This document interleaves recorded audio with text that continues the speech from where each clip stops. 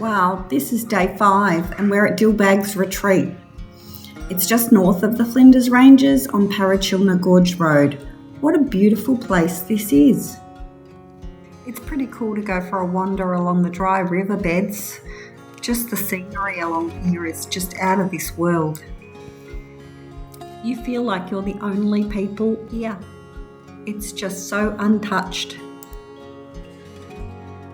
We've packed up and it's time to start moving on. The historic town of Blinman in central Flinders Ranges. This rural and remote town is the highest town in South Australia. It gains its name from when copper was discovered by a shepherd named Robert Blinman in 1859.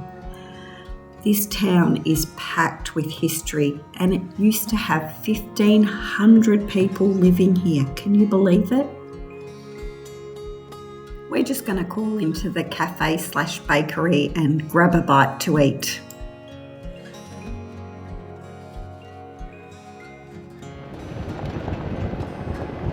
Today's a bit of a mystery bag. We're not sure where we're going to end up. We're going to just drive to the end of this gorge and check out and see if there's any camping spots available first. I love the beach and the seaside, but there's also something very special about this place. These hills are so barren and rocky. They remind me of pictures of Mars or some other distant planet. If you're heading out this way, just be wary that even though the roads are in decent condition, there can be potholes. These mountain ranges just go on and on. They're absolutely gorgeous. It makes you realise what a tiny little speck we are, a little needle in a massive haystack that's called Earth. Look how tiny we are. Just one little speck down there in Parachilna Gorge Road. As a tiny little speck on this planet, I see this place as a magical, mysterious, beautiful land. We feel like explorers. We know we're not. We know so many other people have been through here. But when it's not busy and you don't see cars, you feel like the only ones here. This road winds through a dramatic gorge with rugged cliffs and is lined with river-red gums in parts. The landscape transitions from the remote Outback plains near Parachilna to the ancient mountain scenery of the gorge and the Simpson Ranges.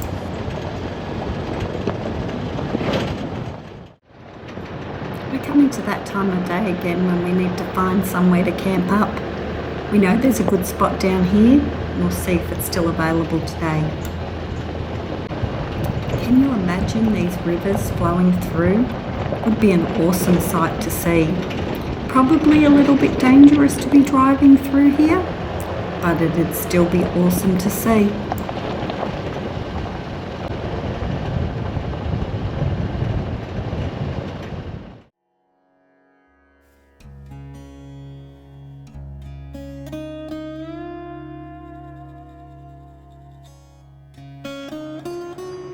Peter and April went for a drive to see if they could find a better camp spot, but ended up coming back. This one's pretty damn good. We think we'll set up here for the night.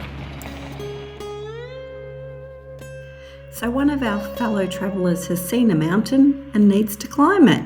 He's been gone for about an hour and we're starting to get a bit concerned. That's why I'm putting the drone up to see if I can find him.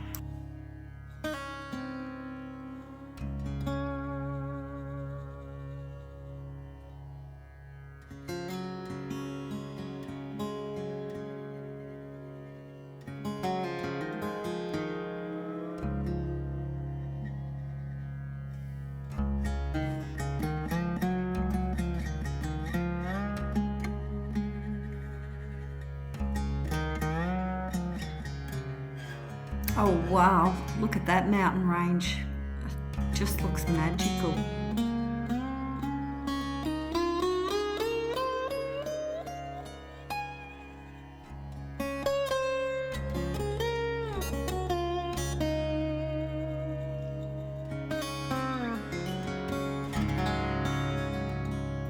I couldn't see him in the little drone viewfinder, but there he is, right on top of that ridge. He's so tiny.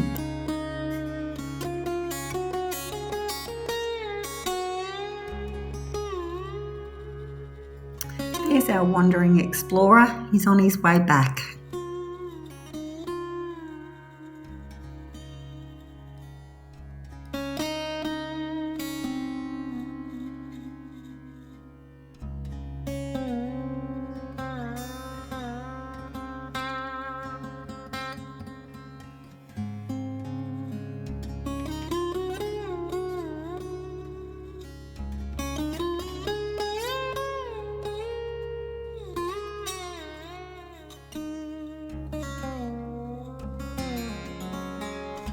This place is prehistoric. It's just so gorgeous. You can almost feel the dinosaurs when they used to roam this earth. It would have been majestic to see. Our crazy mountain goat explorer returned safe and sound. Then it was time to set up our camp and to go for an explore around the area.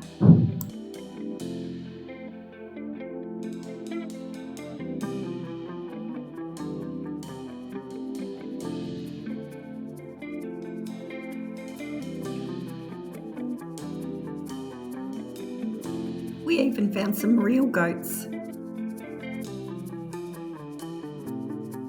As the sun starts to dip in the afternoon, I decided to put the drone up again for another flyover. Let's see how different the colours pop in the afternoon.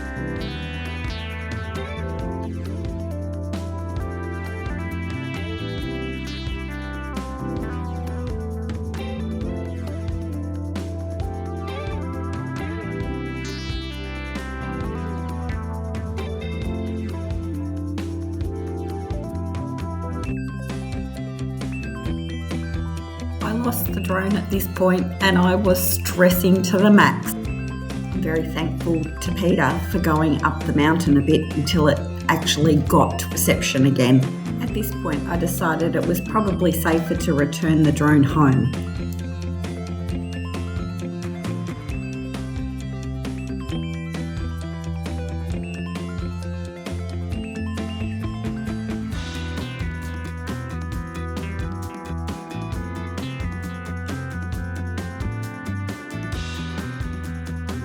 Excuse our mess, but this is our setup. I thought it'd be a good idea to show you, and we can actually watch movies at night. In such a magical place, even the night sky puts on a show for you.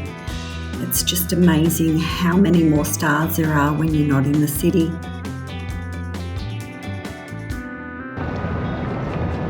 And goodbye to the Flinders Ranges. Thank you for the beautiful sights. We couldn't miss the Prairie Hotel in Parachilna. I thought the Prairie Hotel was right on this road, but I was wrong. It's behind the road. The Prairie Hotel was first licensed in 1876 and served beers to thirsty drovers in the area. That's it there. Yeah. It's now known as one of Australia's finest outback pubs. The Prairie Hotel. The Prairie Hotel in Parachilna.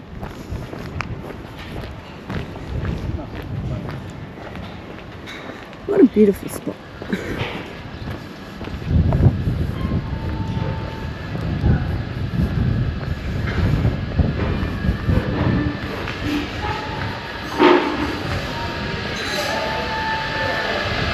After a quick stop off at the hotel, it's time to get on the road again.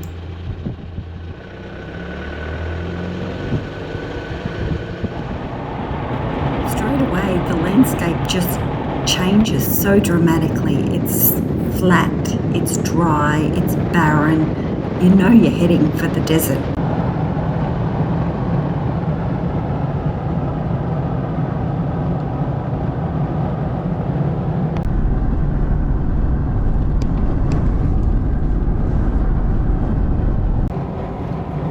Creek. 6 k's.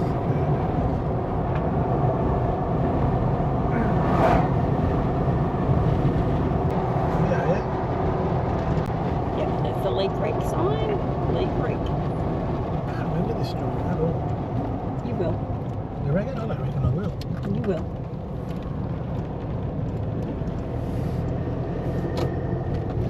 Lee Creek welcomes you. Thank you. It's the petrol station way. Quick Stop off to fill up with fuel and water, and we're on our way again. This is where we're heading, guys, the Oodnadatta Track.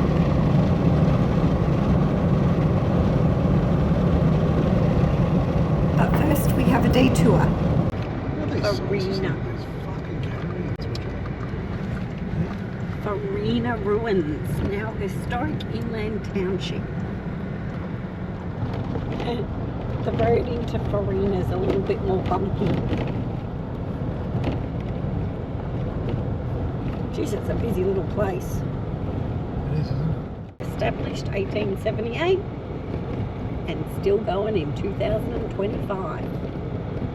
Maybe even if it's only for their bakery for 1 month a year or whatever it is, 10 weeks a year. Here we go, into the post office. In the 1880s, Farina was a busy town, a centre for mining and transport from the Outback. Gee, they're doing a good job at making it look good.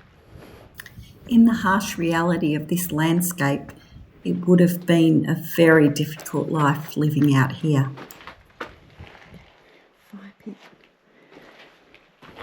Doorway.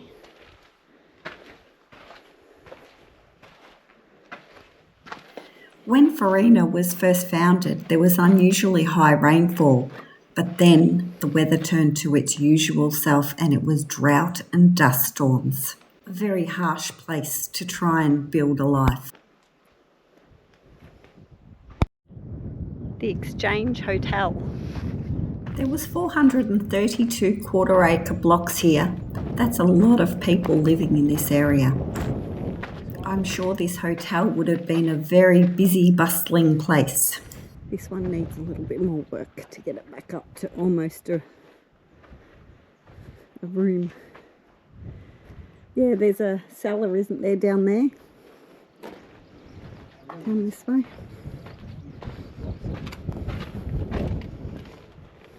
Yeah.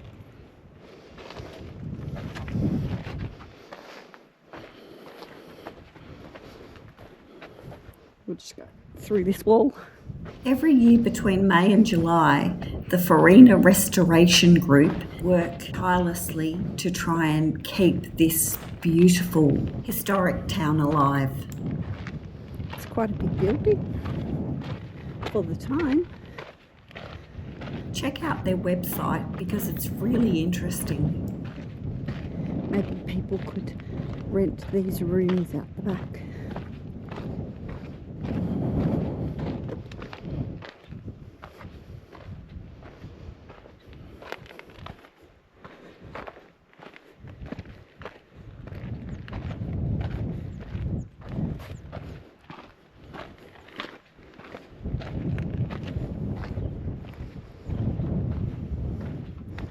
I don't think you'll be getting any of your alcohol in here.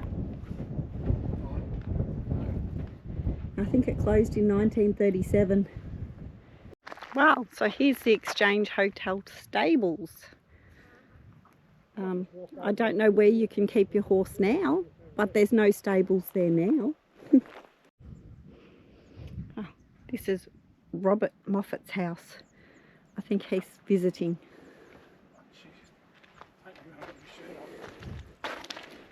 He's visiting the house. I don't think Robert Moffat's home. If only these walls that are not there could talk. Angel's Rest. Jack Coleman's house, more affectionately known as Angel's Rest or House of Ill Repute. Here we have the old police station and Heath's in jail. He's trying to bang his way out. Doing a good job, too.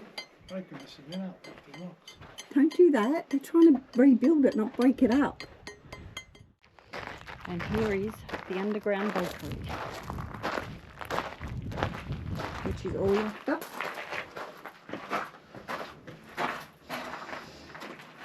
I reckon you can still smell the bread cooking. And here we are back at the Transcontinental Hotel until it was turned into a bush nursing hospital, and then after that a boarding house. So at least it was well used.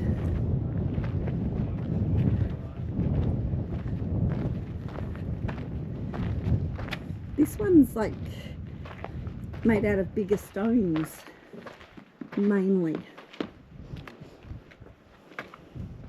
Maybe there was more money spent on this one. And we'll just walk through the front door. More a trading station than a store. It was a town when I was living there. Okay.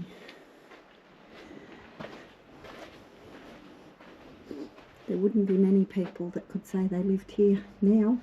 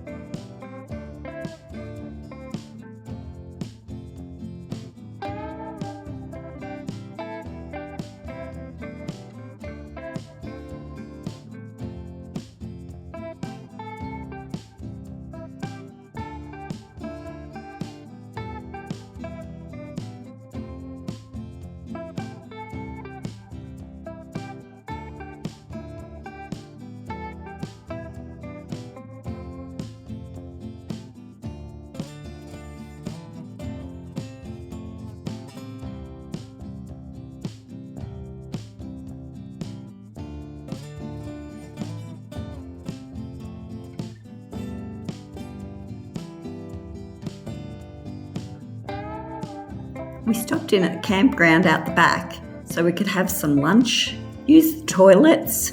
We checked out the War Memorial, which is really interesting. The campsite there is absolutely huge. It fits so many people in there. It's only $20 per night per vehicle, which is pretty cheap. You get facilities, there's showers and toilets. And then it was time for us to move on again.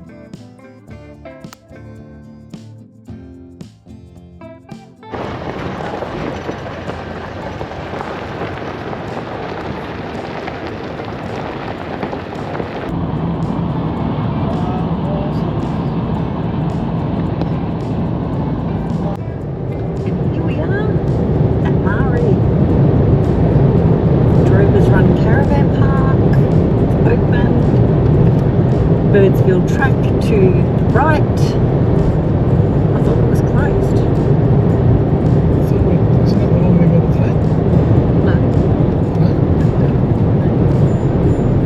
No? Oh, that's all. Okay, Mari, welcome. Yeah.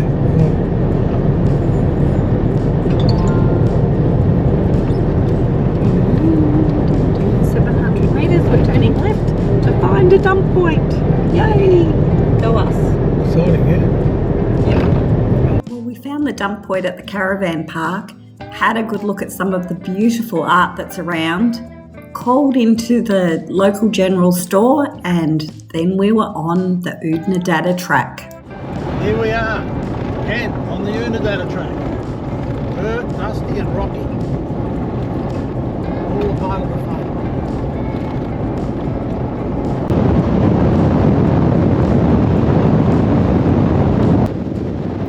Very barren out here, very flat, just nothing.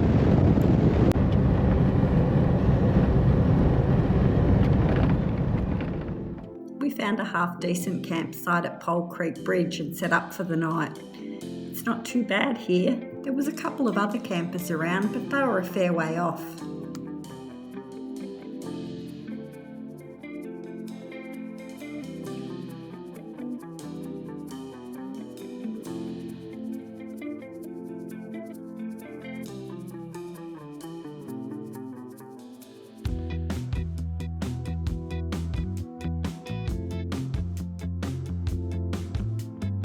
Little did we know, in all this nothingness, we'd be seeing lights all night and thinking that somebody was coming to get us. But we were safe, and it was probably just our imagination running wild.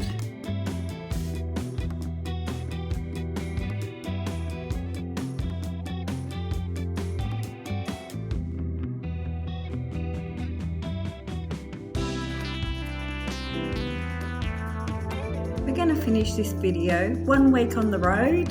Have a look at our pictures and give me a comment on what you think. We hope you enjoyed this video. Thanks for watching, we do appreciate it. Don't forget, if you haven't already, hit that like button, subscribe to our little channel, Australia Our Way, and don't forget to hit that notification bell so you don't miss any future episodes. Next episode, we're heading along the Oodnadatta Track. Hopefully we'll get to see Coward Springs, William Creek and Oodnadatta before we make the turn off and head north to Mount Dare. Hope to see you again next week. Take care. Bye for now.